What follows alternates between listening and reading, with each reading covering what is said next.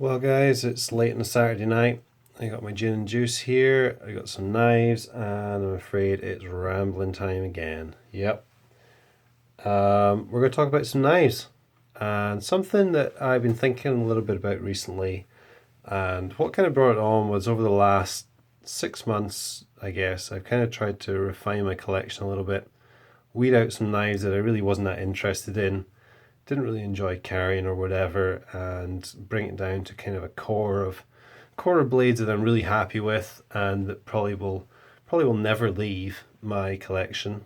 Probably, because nothing's certain, of course, in the world of hashtag knife trade and hashtag knife sale. But yeah, things that I enjoy. And this isn't a collection video, this isn't a whole collection, but this is kind of the core of the knives that I have currently and that I enjoy carrying and whatever. These are the ones that get carried, put it that way, my rotation. So I've split these into two groups, and what I want to talk about is kind of based on that versus that. And if you've been looking at these blades over, you've probably noticed one thing in common with these and one thing that is not present in these. And that is this part, the spidey hole. And I kind of want to talk a little bit about deployment, because the more I look at blades and the more I sort of consider my wish list or my to-do list of knives that I want to get, I'm just going to start opening some of these up so you guys have got something to look at rather than just listen to me talking. The more I consider the blades that I really want to get, the more I see and kind of been drawn to maybe this part. And I don't know, it hadn't really struck me before that maybe deployment was such an important part, but subconsciously maybe I am sort of tending towards these types of knives. And I wondered if anyone else, oops, that was a shoddy deployment on a very smooth knife. If anyone else is kind of finding that, like, do you find that you're so into flippers that all you can look at are flippers? Or you're more of a traditional thumb stud guy, or a spidey hole, or a combination? What is it? But I find that the more I consider the knives that I really want to pick up next, the less I'm interested in something that maybe I was super interested in a year ago, which was that. And the more I like the options that are presented by spidey hole, or opening hole, depending on your brand you're going with. Now these are all flippers, of course. And these are really blade stops, not thumb studs on the 0560. So effectively, these are all flipper only. Yes, the Fuller or blood groove, whatever you want to call it, on the Browse Bionic is technically, you can deploy like so with a spidey flick, and it's actually quite fun to do. I hadn't really noticed how fun that was before. You can do that, but it is primarily designed as a flipper only knife. That is its main deployment, not flipper only, but flipper knife, that's its main deployment. So over here we pretty much have flippers, and we have pretty much spidey holes over here. And the spidey hole, it's just, I think I just like, I say this all the time, a compulsive knife fiddler.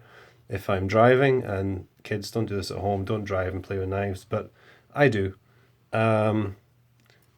Sitting on the couch watching TV, driving, whatever, I just find it fun to have my main blade, one that I enjoy doing this with, or that, or just whatever, I just find that a lot of fun to do.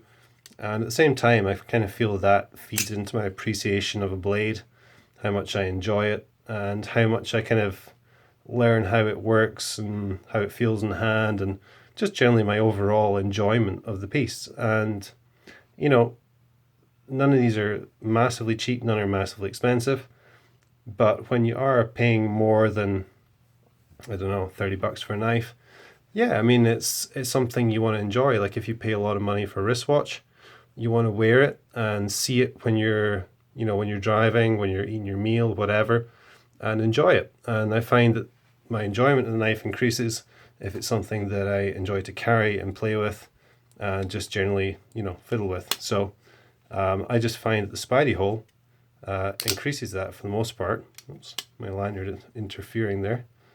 And yeah, so I just thought it was interesting, and I just want to know if anyone else is in the same kind of boat with that, and how you feel about your deployment methods. Is it a big selling point or knock for you, or is it something that might put you off a particular design or anything like that? So let's have a look at what we have on the table here. This is one that I picked up fairly recently and did a couple of videos on, I think.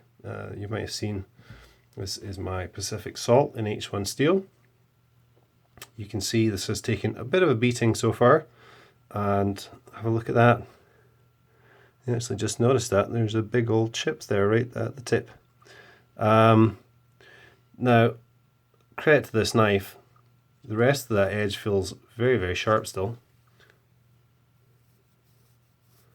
It's not quite popping here, but it's very close. And it came super, super sharp at the box. And I was actually out with the kids the other day for a walk, and or a hike, as we would say here now in North America. For a walk, I would say back home in Scotland. For a walk, and they wanted like mini walking sticks or walking canes. So I got into the undergrowth and literally just started chopping down some branches with this. So the fact that it's chipped is, it's no huge surprise, and it's certainly not a knock against the steel because it was undergoing some pretty brutal treatment at the time. So overall, very, very impressed with this blade. Not a huge fan of lockback design. Again, just from the playing with, fiddling with aspect. You can see the pivot in this is a bit gummed up with all the stuff that I've put it through, but it does still deploy quite smoothly, considering that. But yeah, this I do enjoy the Spidey hole in this one. It's nice to flick it open. I think it looks really good in the profile of this blade. And this coming from someone that used to think Spydercos were ugly. As I first started getting into knives, I just couldn't wrap my head around this kind of elongated bird's head, bird's eye sort of weird shape they have. And it is a weird shape. I still think that, but I think it looks pretty fucking cool now, to be honest, excuse my language. And I just love the way they look. Look at this one. I mean, Spyderco have some really eccentric designs. If you ever looked at their ethnic knives like Zazbo and stuff like that, some really eccentric designs, but some of them, I mean, they're so ugly, they look awesome. And I think this one is not there. I think it's a beautiful blade, but I certainly think this big hump here with the Spidey hole is something that once upon a time would have made me absolutely not want to buy that knife. And now that I know how nicely the whole system works, it's quite the opposite. So that's kind of interesting, I think. So yeah, there's the Pacific Salt. Really enjoying that knife. That's going to be a beater for me for a long time, I think. And one of my kind of early, slightly more expensive Spydercos was Manix 2, of course, and I always bang on about this knife. You can see that one's got a bit of use on it as well. And yeah, super, super smooth on that one. A lot of fun again. What do you guys think of this bead that I just put on it? Just picked this up actually on Etsy. This came from, where did this come from? Slovenia, I think. Slovenia? Yeah, maybe somewhere in that region. And I think it's pretty cool. Copper with patina there, of course, dragonfly. That's quite nice. Look, kind of suits the colorway of this blade. You're either into lanyards or you absolutely hate them. I am pretty into them. I just don't particularly like them on some knives. And for a long time, I had knives on it. Knives and everything. I had lanyards on everything, and then I took them all off. And then now recently, I started kind of getting back into this short style here. I really love it on the domino. The domino here, I have a little 550 paracord lanyard with a little schmuckatelli skull there. I really like this because I commented on this recently. I carry now my main folder in the rear right pocket of my jeans or shorts. Jeans this time of year, of course. So that will, if that's my ass, if that's my right ass cheek there, that's going in my right hand pocket, like so. So this lanyard will literally hang here on my right hip. So if my hand comes back on my right side, I just grab it by the lanyard and pull it up and out. Much easier even than when I used to carry in my front right pocket than going in to grab the knife, pinch, and pull out. If your lanyard's hanging out, just grab that and tug it out. It's just much easier, much quicker. And even if you're sitting down and you reach round back, you'll find this and be able to pull the knife out without moving your position. So I just find that really convenient, and doesn't particularly interfere with my use of the knife. So really enjoying that on there.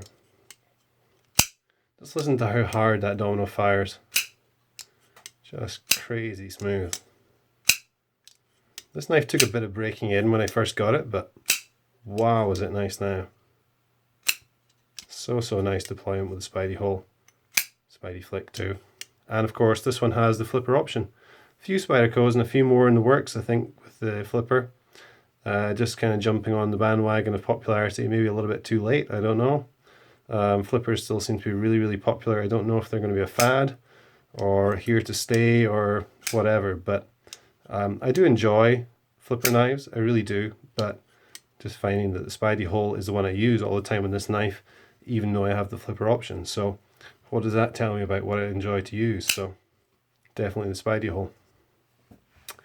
Down here at the bottom, a knife I bought quite a while ago, and yeah, at that time this was probably about the most expensive knife I owned, and I had never tried kind of the hole deployment, and this is a perfectly round Spidey hole in it, even though it's a Benchmade.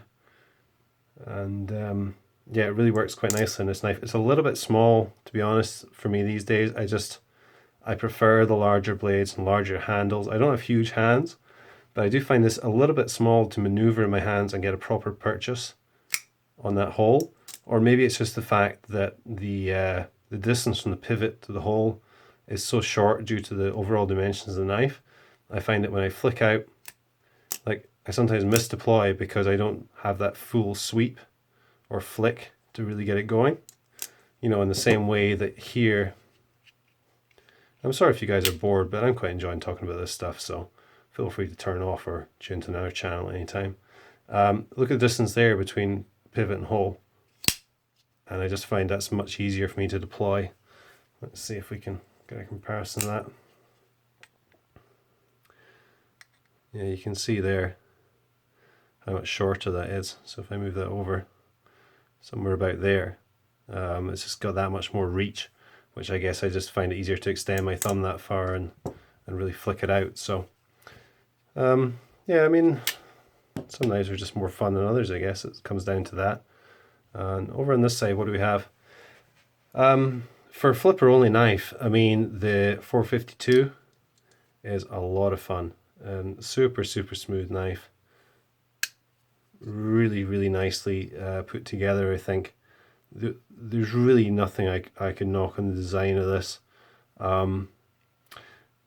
In use, I find it's maybe just a little long, or a little, maybe not even too long, maybe just too elongated. I find that you're way back here, and you know, you don't have a lot of control over the tip because it's just too far out there. If you look at that in comparison to the Mannix, there's your front finger position. Now the Mannix isn't a huge blade, and yeah, okay, it's nice to have that extra cutting length, but it's also nice to have that tip control, and I just find with the Mannix to be a little nicer for fine work, obviously, than this big pocket sword we have here. But definitely a fun blade to play with, and definitely a nice knife to use, just for certain tasks, not others. Oops. And yeah, really smooth flipper. Just going to get a little drink here and wet my throat.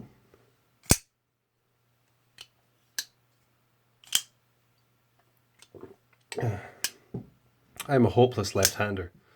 Not many knives I could deploy very smoothly left-handed, even just with a flipper, but you can see how nicely, smoothly and solidly that comes out of there. I'm actually in danger of cutting myself. I'm so uncoordinated with my left hand. Oops, I actually did nick myself on the side of the thumb there. But yeah, really nice blade. 560, also a nice flipper. This one's a little bit brutal. Like, it's just, you know, this feels really refined. This just feels really solid. This is like, you know, that's a slap in the face. This is a punch in the face with a brass knuckle. It really is. Like, it's a big beast of a solid knife.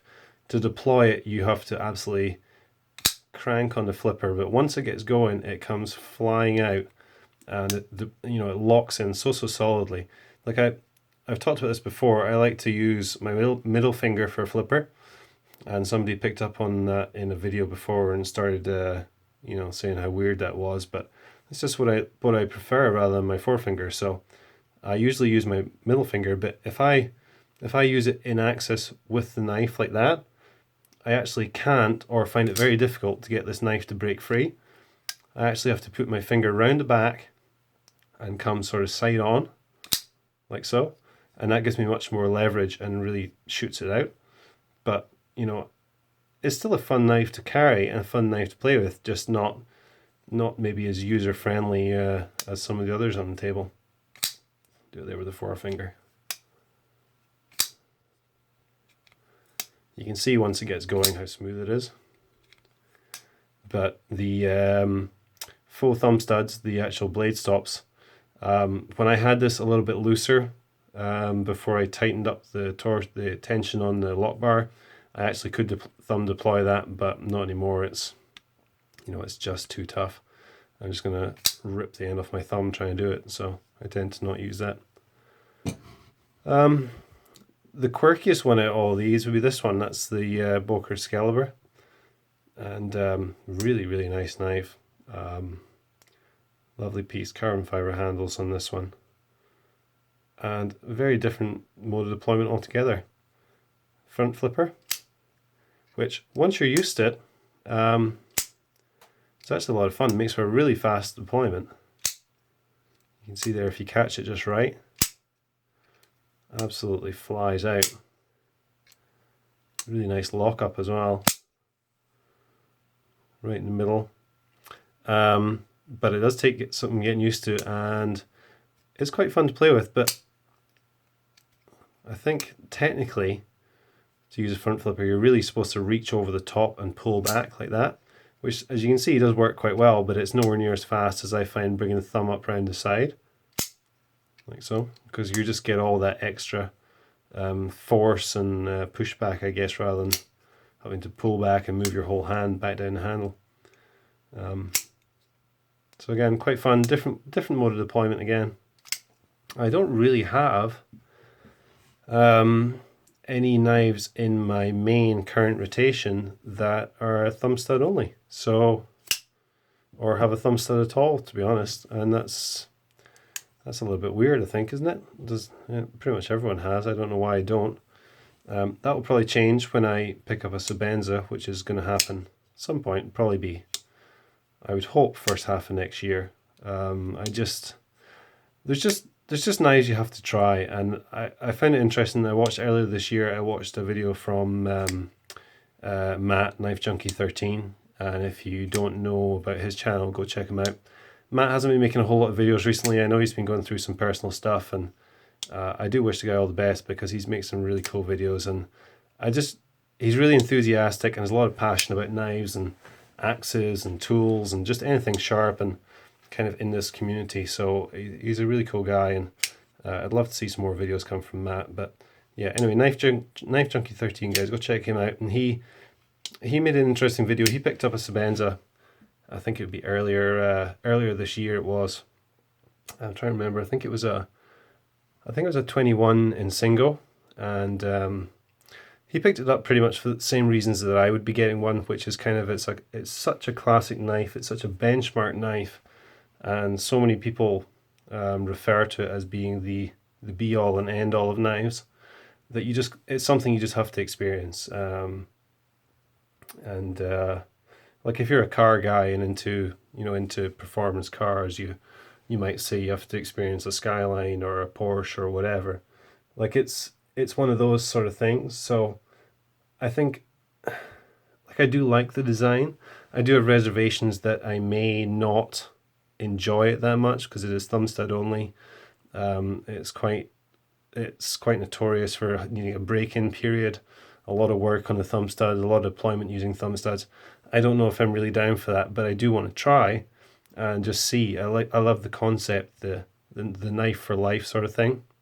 And it was quite funny when Matt got his, because he was kind of a little underwhelmed And I think a lot of his first impressions would match up with what I think, but I'm interested to see what they are. So, long story short, the thumb stud knife coming into my rotation would probably be a Sebenza, I would think. So that will probably happen at some point in the next year. I would hope. We shall see.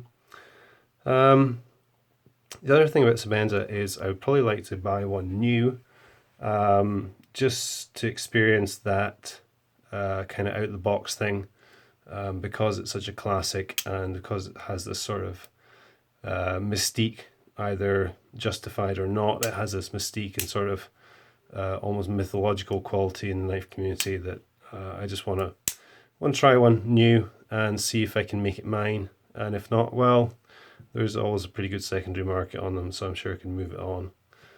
But other than that, yeah, the wish list for knives that I was talking about earlier, looking at knives and what's on the wish list in terms of deployment and so on. Zero Tolerance 0562 carbon fiber has been on my wish list for a long time.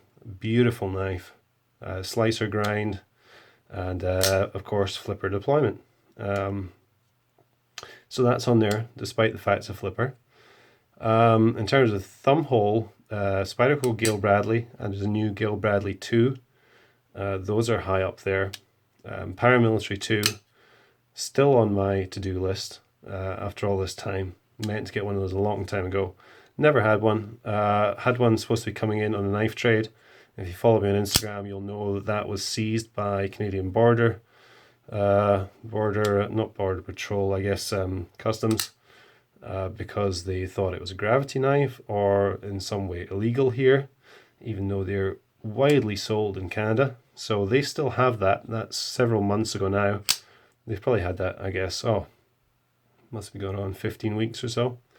I've yet to hear what they're going to do. They're probably going to destroy it, I would imagine. So I'll probably never see that Para 2. I traded 3 of my lower value knives to a guy in the States on Instagram. He received his knives. I never received mine because it got snapped up at the border. So that was a little bit of a bitter pill to swallow, but I may eventually see that paramilitary. I don't know. We shall see what happens. Shortly after that, I actually won a raffle on Instagram, which was for a Microtech DOC. Pretty cool version, all blacked out. Not a blade I would ever have considered probably buying myself, but it was pretty damn cool, and I was definitely excited to try it. Quite a high value blade as well, one that I was excited to try, and if I didn't like it, I could have traded it for a good portion of the Sebenza money that I need, or for something else like that 562. So I was definitely excited to get that, and of course the border snapped that up as well, didn't they? So don't have that one either. So that was a little bit disappointing. Anyway, back to the original point there, the wish list. Gale Bradley's paramilitary, Ujimbo 2, another Spyderco with a spidey hole. Ujimbo 2 on the list. Trying to think what else at the moment. I think that's probably it for folding knives. There's quite a few traditionals and a whole bunch of Swiss Army knives on the list, but that's probably it for folding knives for now. Little Browse Bionic 2 here.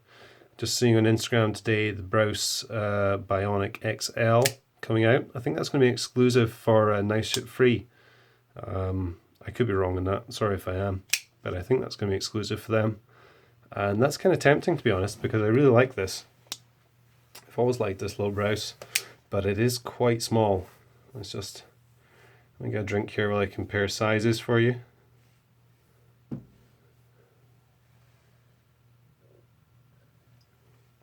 So pretty comparable in size to the mini grip. If you have one of those or have handled one of those, you'll know. In fact, it's almost identical in size. I never realized quite how close that was.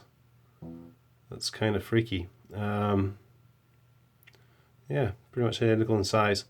But I really enjoy it, and it's a very nice carry, but more of a kind of elegant or sophisticated carry than some of these more tactical looking blades. And it's a pretty unique looking knife, even after after all the years this design's been out, and I definitely do enjoy it. The flipper's really smooth on it. Would be tempted to try the large one, as my taste has definitely progressed into carrying and using larger knives, so that's something to keep on my radar, I guess. So that's about it, guys. That's probably all I want to ramble about tonight. That wasn't maybe the most exciting one, but it was more of a head clearing thing for me, and yeah, it's just interesting. It's something I just considered recently, why I might be looking at certain blades, and why I was carrying some more than others, and it could just be due to the way I deploy them and the whole fiddleability factor. So I might do another one of these quite soon on locks, because that's another kind of you know, something that is feeds directly into the blades that I enjoy most and would consider buying and using, I guess. So might have a bit of a ramble about locks soon, and if there's anything else that comes to mind, some guys came up with some good suggestions last time. My first ramble video, some good suggestions on stuff to talk about, so I'm always happy to take suggestions on board. The first one was more of an introductory kind of bit of a chat about all sorts of things. This has been a little bit more specific. I don't know if that's good or not. Part of the reason this has been more specific is I don't have a lot of other random stuff going on to show you guys. There's not a whole lot of new things come in recently to show you. I can't think what's new since the last video. The only thing would maybe be new zero tolerance pen that I just picked up, but I've already been boring you guys with that on Instagram, and already probably posted a couple of videos on YouTube before this goes up, so I won't bore you with that just now. That's about it. Nothing else really going on, guys, so I'll wrap it up for there, and maybe give you another ramble soon. Thanks for sticking with me if you made it this far, and yeah, appreciate it. I'll be back with more regular length videos soon. Have a great day. Cheers.